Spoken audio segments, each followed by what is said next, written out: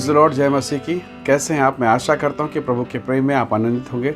मेरा नाम पास्टर शिमोन पतरस है और आज के सुंदर सुबह में परमेश्वर की पवित्र और धन्य उपस्थिति में आप सबका स्वागत करता हूं। आइए मेरे साथ परमेश्वर के वचन को निकालें। नीति वचन उसका 3 अध्याय वचन 6, यहाँ इस प्रकार से लिखा है, उसी को स्मरण करके सब काम करना, तब वो तेरे लिए सीधा मार्ग निकालेगा। हालेलुया, परमेश्वर के पवित्र नाम की महिमा हो। प्रभु के लोगों, ये वचन हमें बताता है कि कई बार जब हम अपने जीवन में आशीष को प्राप्त नहीं करते हैं, कई बार हम लाख प्रार्थना करते हैं, उपवास रखते हैं, मन्नतों को रखते हैं, परंतु फिर भी हमें आशीष नहीं मिलती, क्योंकि इन चीज़ों को हम कर तो रहे हैं पर हमारी दिशा कहीं और है। और आज हमें आवश्यकता है कि हम दिशा बदलें, क्योंकि जब आप दिशा बदलेंगे आपकी दशाएं बदल जाएंगी। जब आप दिशा बदलेंगे आपकी परिस्थितियां बदलेंगी। जब आप परिस्थितियों को परिवर्तित होता देखना चाहते हैं तो जरूरी है कि आप दिशा को बदलें। एक धनवान है, जब यीशु मसीह से उसकी मुलाकात हुई, उस धनवान ने कहा, हे प्रभु, मैं अनंत जीवन पाना चाहता हूँ, उत्तम गुरु मैं क्या करूँ? प्रभु ने कहा, आज्ञाओं का पालन किया कर। प्रभु को उसने तुरंत जवाब दिया, हाजिर जवाब की, प्रभु मैं तो लड़कपन से, बालकपन से इन आज्ञाओं को मानता हूँ। यीशु ने कहा, सुन, तुझ में एक बात की कमी है और वो ये कमी है कि तुझ में धन का बड़ा प्रेम है। जा अपना सब कुछ बेच, कंगालों को दे और मेरे पीछे हो ले। वो जवान चला गया। कई बार हम लगता है कि हम प्रभु के साथ चल रहे हैं, लेकिन कई बार हम भ्रमित हो जाते हैं। आजकल आपके पास मोबाइल है, GPS ऑन कर दीजिए। कई बार आप लोगों ने यूज़ भी किया होगा कि आप किसी व्यक्तिगत किसी विशेष जगह पर जा रहे हैं और आपने GPS ऑन कर दिया, अपना लोकेशन ऑन कर दिया, और जब आप जाते हैं तो जैसे ही आप गलत रास्ते पर जाएंगे, GPS गूगल मैप कहेगा आप गलत रास्ते पर हैं, कृपया दाएं मुड़ें, कृपया बाएं मुड़ें, वापस चलें। जब तक आप उस रास्ते पर नहीं जाएंगे वो GPS बार बार बोलता रहेगा। और मज़ेदार बात यह है कि अगर आप अगली गली में, अगले मोहल्ले, अगले चौक में चले गए तो वहाँ से एक नया रास्ता बनाएगा, फिर वहाँ से अगले चौक से एक अगला नया रास्ता बनाएगा, ताकि कैसे भी करके आप उस गंतव्य, उस ठहराए हुए जगह पर पहुँचें। परमेश्वर का धन्यवाद। एक नक्शा, एक मैप हमें बताता है। परमेश्वर का पवित्र वचन कहता है, उसी को स्मरण करना, उसी को स्मरण करके सब काम करना, तब तेरे लिए सीधा मार्ग निकलेगा। सब काम, एक काम नहीं, 2 काम नहीं, हर काम को उसी को स्मरण करना। यानी आपके काम में, आपके व्यवहार में, आपके शब्दों में, सब बातों में परमेश्वर को प्रथम स्थान मिलना चाहिए। हालेलुया। ऐसा नहीं कि जब तक प्रभु के साथ हैं तो ठीक, उसके बाद फिर अपना काम, अपना मार्ग, अपनी इच्छा। नहीं, यहाँ गड़बड़ है, यहाँ परेशानी है। आप इम्माउस के मार्ग को देखिए। जब यीशु मसीह की मृत्यु हुई, उसे कब्र पर उसके बदन को रखा गया, जबकि प्रभु ने कई मुर्दों को जिंदा किया। सोचिए, कई मुर्दों को जिंदा किया, अद्भुत काम किए।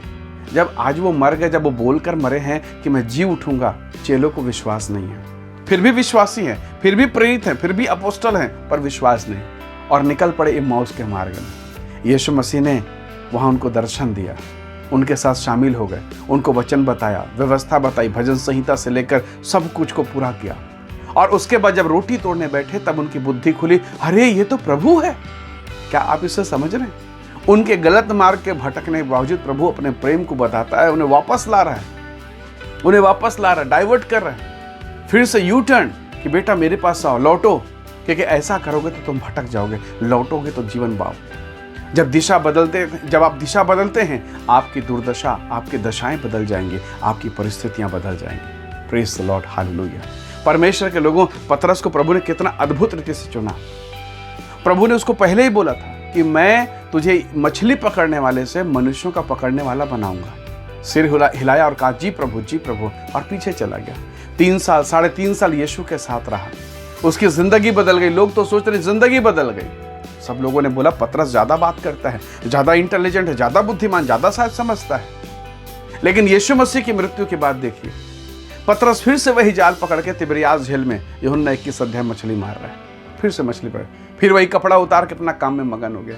प्रभु झील के किनारे आकर उन्होंने कहा, पतरस, और पतरस ने आवाज सुना और जंप लगा दिया, कूद गया। परमेश्वर के लोगों, कितनी बार है जब हम दिशाहीन हो जाते हैं, हम भटक जाते हैं और परमेश्वर का आत्मा हमें पुकारता है। परमेश्वर के लोगों, याद रखिएगा, एक सीमा है जब तक वो प्रभु आपको पुकारेगा।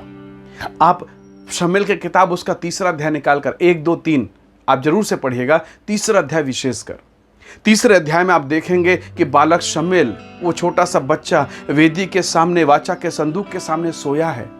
परमेश्वर उसे आधी रात को पुकारता है, शम्विल शम्विल शम्विल। सोचिए वो घर एली का है, वो मंदिर परमेश्वर का है, वहाँ एली भी है, परमेश्वर का दास भी है, लेकिन वो आवाज़, वो फ्रिक्वेंसी एली परमेश्वर के याजक को सुनाई नहीं दे रही, वो छोटे बच्चे को सुनाई दे रहा है। एक बार नहीं, दो बार नहीं, तीन तीन बार उसे पुकारा गया, पर एली को सुनाई नहीं दिया, क्योंकि वो उसके रेंज से बाहर है, उस फ्रिक्वेंसी से बाहर है।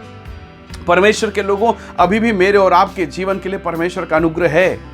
आज आप इस वचन को सुन रहे हैं। कई बार हम अपने हृदय को पाप में फंसकर इतना कठोर कर लेते हैं, फिर परमेश्वर का जब वचन चर्च में चलता है, कलीसिया में चलता है, जब आप परमेश्वर के वचन को सुनते हैं, आपका हृदय कठोर हो जाता है, आप उस फ्रिक्वेंसी से बाहर निकल गए हैं। पर यदि इस समय वचन को सुनते समय अगर आपके भीतर में कुछ हो रहा है, इसका मतलब है परमेश्वर के रेंज में है, परमेश्वर के पहुंच में है, और अभी भी प्रभु आपके जीवन में कार्य करना चाहता है। वो आपको बुलाना चाहता है कि मेरे बेटे, मेरी बेटी, उस पाप के मार्ग, उस अधर्म के मार्ग को, उस जल्दबाजी के मार्ग को छोड़ और मेरे पीछे हो ले।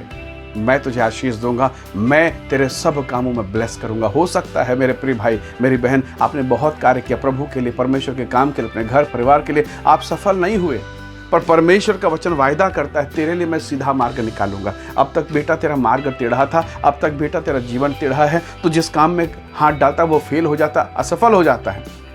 प्रभु ने यहोशू से कहा, यहोशू को सीनै पर्वत में दर्शन नहीं मिला, यहोशू को प्रभु ने वाचा का संदूक अपनी उंगली से लिख कर नहीं दिया, ये सब उसे मूसा से विरासत में मिली।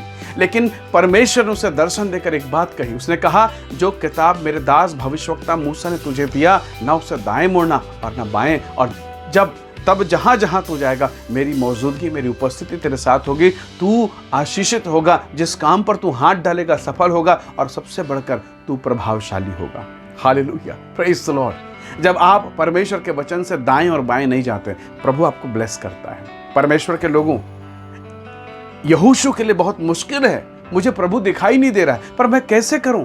परमेश्वर ने कहा, यह किताब है, इसे पढ़, ना दाएं जाना ना बाएं। और आप देखिए, यहोशू के द्वारा परमेश्वर ने वो काम किया जो मूसा भी नहीं कर सका, कनान में लेकर गया। Praise the Lord, hallelujah. अभी यहोशू के पास लाठी भी नहीं, मूसा का कुछ भी नहीं, केवल परमेश्वर का वचन, और इतना सामर्थ्य कि यरदन नदी पर पांव को धरे और यरदन नदी ठहर गया। अभी लाठी लेके लाल समुद्र को दो भागों में बांटने का आवश्यकता नहीं, केवल यहोशू, केवल याजकों का पांव पड़ा, पानी ठहर गया, दीवार के समान खड़ा हो गया। एग्जैक्ट वैसा ही मिराकल्स कैसे हुआ? जब आप परमेश्वर के वचन को महत्व देते हैं। हो सकता है वो परिस्थितियां यरदन के समान आपके रास्ता को घेरे हुए, लाल सागर के समान रास्ता रोक के हैं। वाचा का संदूक लीजिए, प्रभु से कहिए, परमेश्वर, मैं कई बार एम्माउस में भटक जाता हूँ, कभी मछली पकड़ने भाग जाता हूँ, कभी अपने काम में चला जाता हूँ, चर्च के दिन में कहीं और चला जाता हूँ, प्रार्थना के समय टीवी खोल देता हूँ, बाइबल के समय अखबार निकाल लेता हूँ। मेरे पाप क्षमा कर, मुझे अवसर दे प्रभु, ताकि मैं अपना ध्यान तेरी ओर करूं और मेरा मार्ग जो टेढ़ा है वो सीधा हो जाए। प्रभु आपको आशीषित करेगा, आपको महिमा से भरेगा, आपके जीवन पर अनुग्रह को प्रकट करेगा। आइए अपनी आंखें बंद करें, आइए हम प्रार्थना करें। सर्वशक्तिमान प्रेमी अनुग्रहकारी स्वर्ग पिता, मेरे प्रिय भाई बहन को, जवानों को तेरे हाथों में सौंपता हूं प्रभु, कि हम दाएं और बाएं ना चलें प्रभु, पर तेरी ओर चलें प्रभु जी, दिशाओं को बदलें ताकि हमारी दशाएं बदल जाए प्रभु जी। हे परमेश्वर, तूने कहा है, तूने स्वयं कहा है, उसी को स्मरण करके सब काम करना, तब वो तेरे लिए सीधा मार्ग निकालेगा। प्रभु, मेरे प्रिय भाई बहनों को तेरे हाथों में सौंपता हूँ कि इनके जीवन का जो टेढ़ापन है, जो टेढ़े बातें हैं प्रभु, वो दूर हो प्रभु, और इनके जीवन में सीधा मार्ग हो, आनंद और खुशियाँ हो। आज की सुबह इनके जीवन में तेरी महिमा हो प्रभु जी। परमेश्वर का अनुग्रह इनके जीवन, घर, परिवार पर होने पाए, प्रभु के सामर्थ्य में कार्य करे पिता। हम सारी महिमा आपको देते हैं। धन्यवाद पिता, प्रार्थना सुनने के लिए प्रभु यीशु के सामर्थ्य नाम से मांगते हैं, आमीन आमीन। प्रभु आप सबको बहुत ऐसे आशीष दे। बहुत धन्यवाद इस वीडियो, इस संदेश को देखने के लिए, सुनने के लिए। दूसरों को भी ये वीडियो, ये संदेश शेयर करें ताकि वो भी परमेश्वर के आशीषों को प्राप्त करें। प्रभु आप सबको बहुत ऐसे आशीष दे। बहुत धन्यवाद। जय मसीह की। Praise the Lord.